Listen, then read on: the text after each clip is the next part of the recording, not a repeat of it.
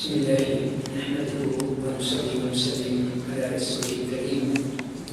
I shall continue to talk about Umar ibn Khattab as one of the 10 people who agree on Rasul announced that he will enter paradise.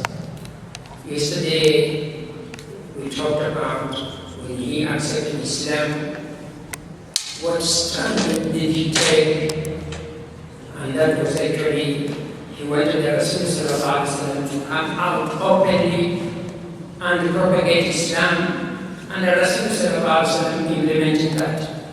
Then we also talked about his stand during the Sulh al-Hudaybiyah on the agreement between Muslimin and Quraysh in the 6th year after Hijrah, that there will be a certain agreement, there will be no fight, but some of those items Umar was not that happy and asked Rasul quite a number of questions, mainly that, and we on the right and we are Muslims, then why should we be humiliated?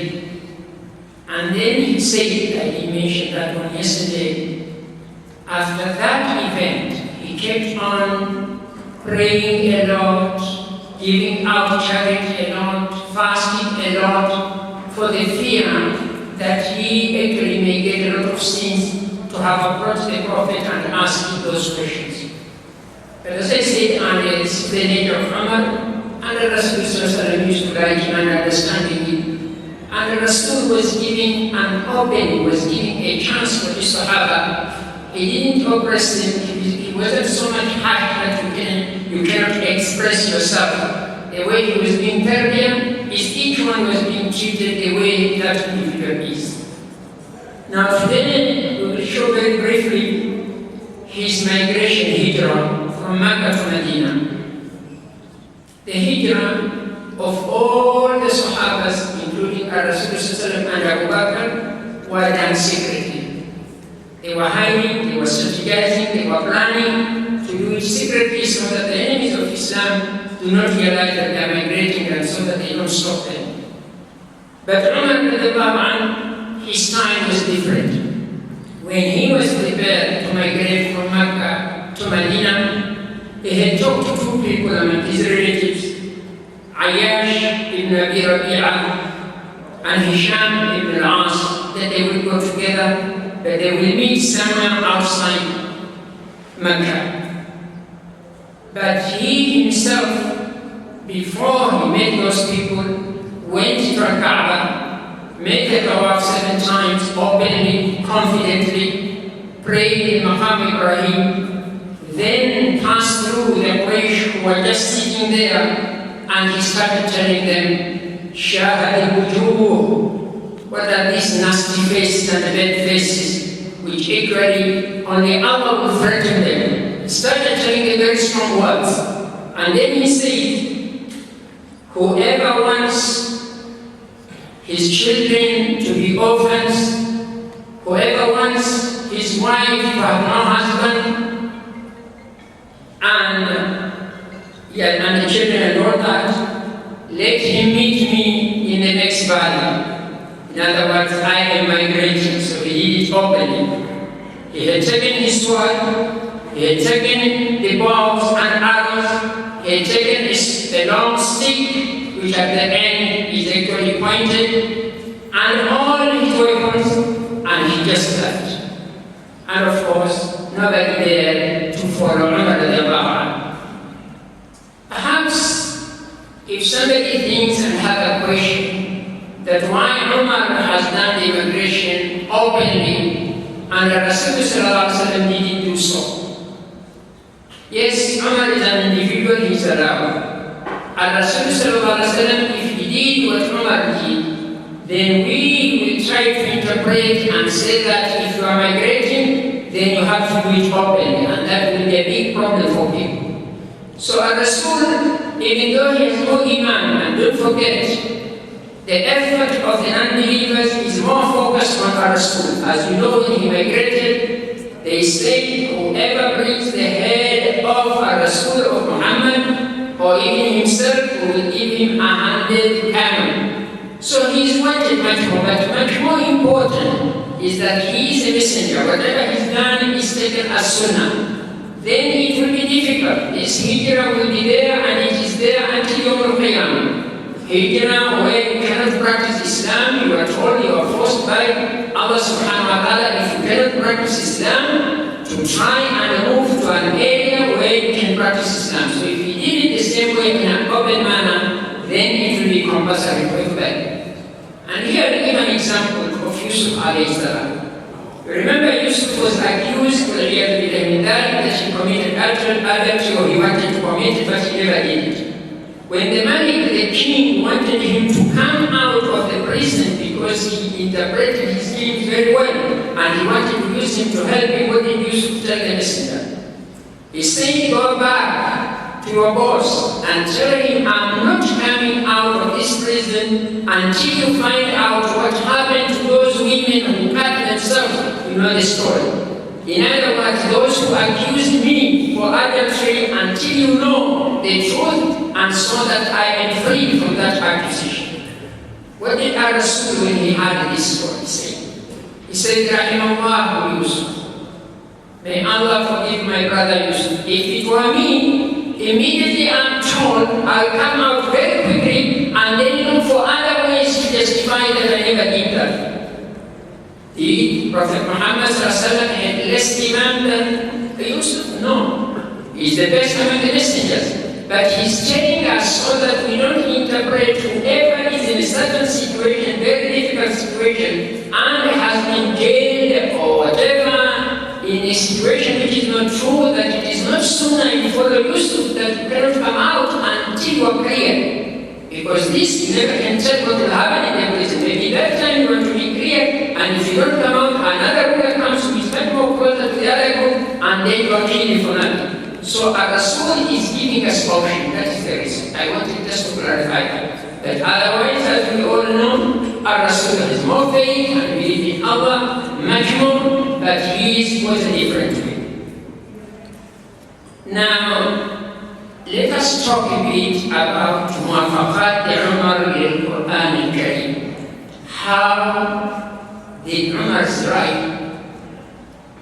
Whatever Umar was thinking, it was being accurately clarified, or the revelation will come according to what Umar was thinking. There are so many things and so many hadiths and ayah which came specifically to support the view of Umar al-Qur'an. For him, he says the following. He says that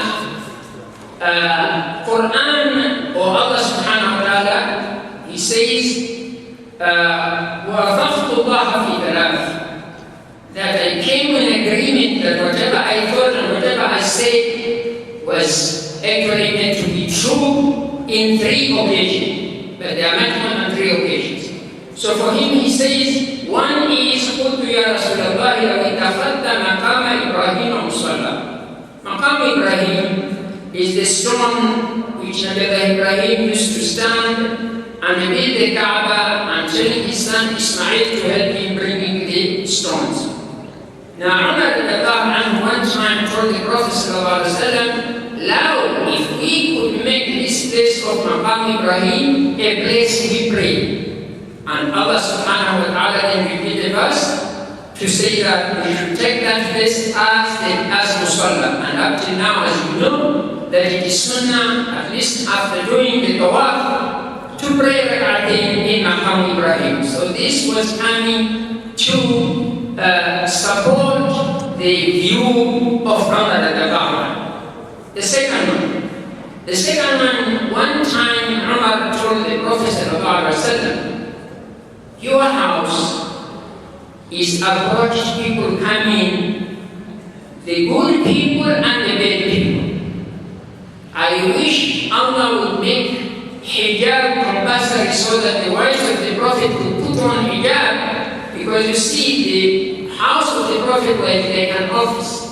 Anybody who wants to see the Prophet, anybody who wants to ask the Prophet something, so it was actually an opening place. And as Umar says, the people who could come in, some are very Muslims, some are Muslims of a very small faith, some are Munafiqeen. So it's not really good for the women. And then immediately after that, the ayah of hijab came in.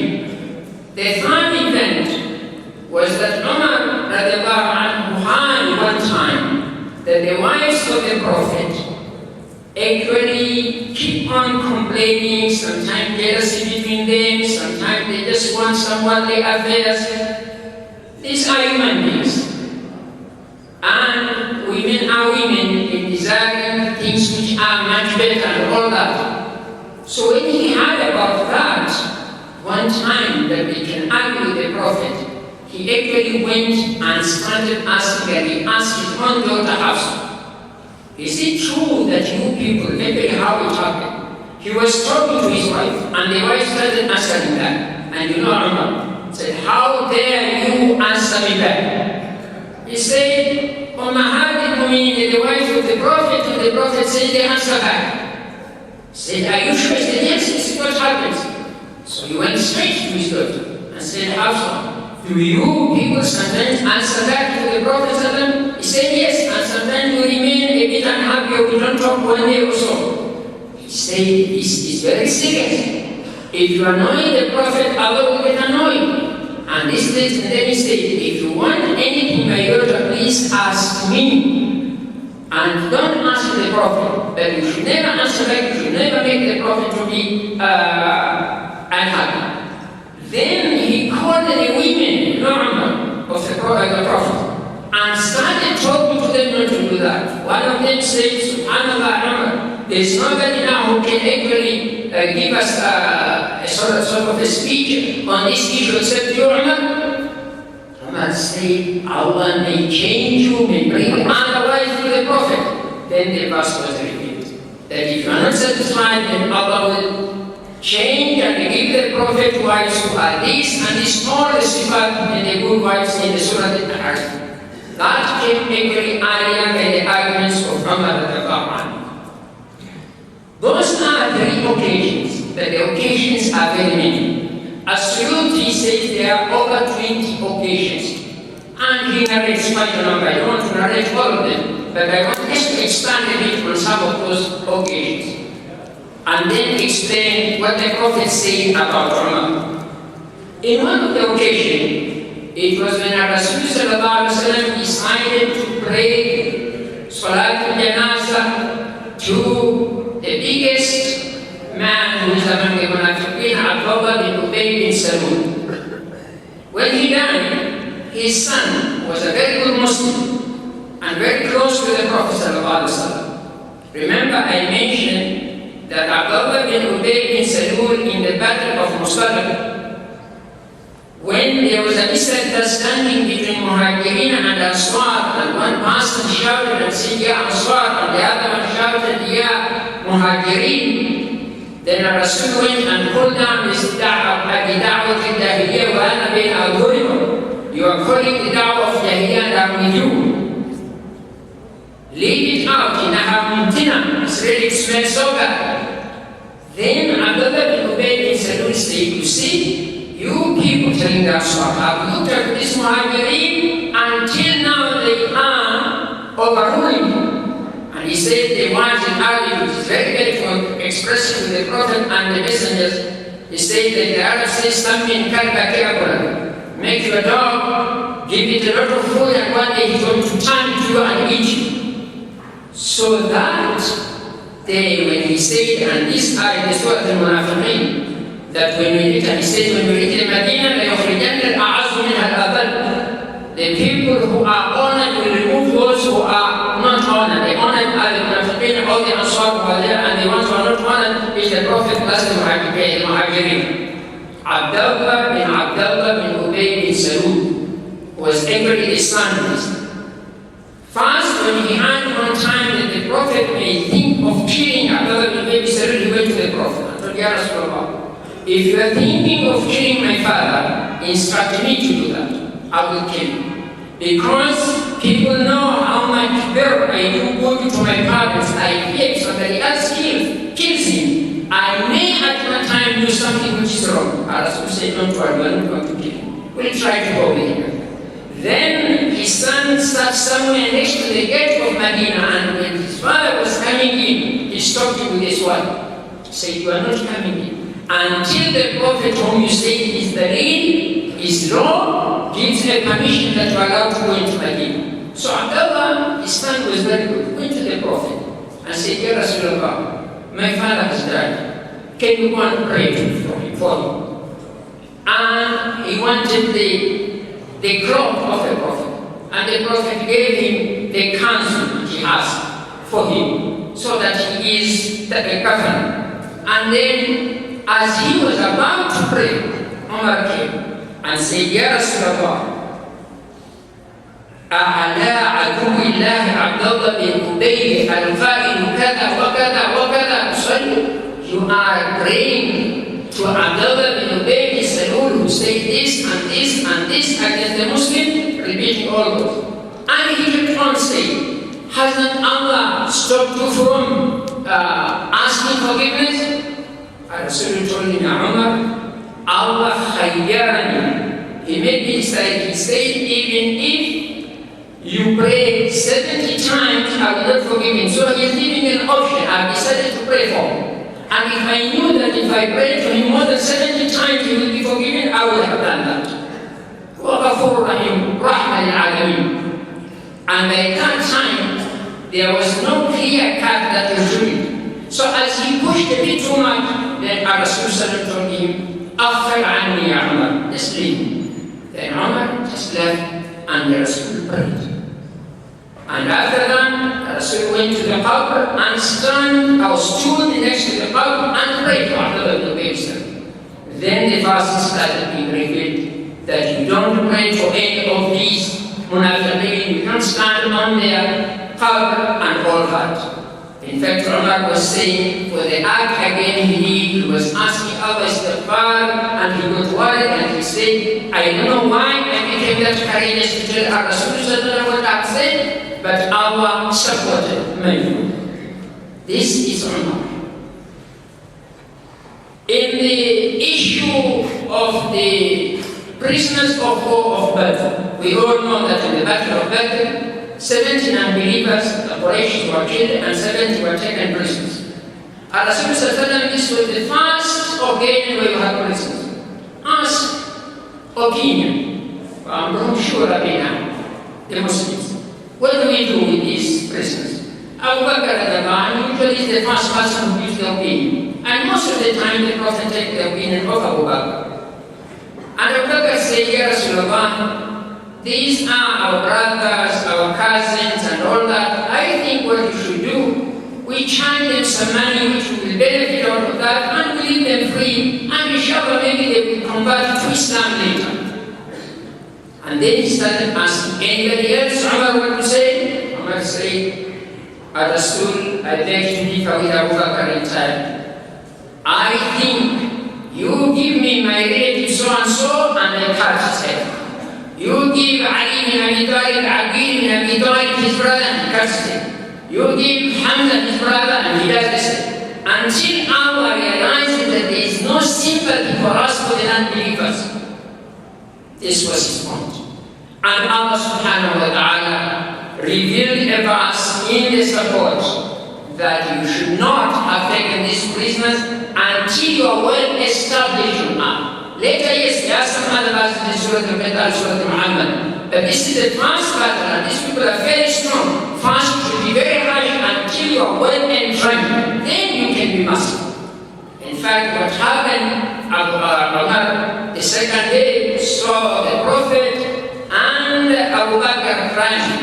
And he said, Ya Rasulullah, and Abu Bakr, what are you crying so that at least I know and at least I can cry with you? He said, we have been blamed and you are the only one who have been saved. And he expressed the issue. Inshallah, we will talk about more of some of these things. As I say, As-Suyuti and other states about 21 occasions.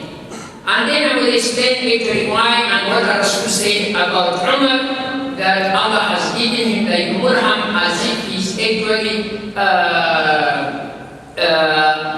giving ilham, as if Malak speaks on his behalf.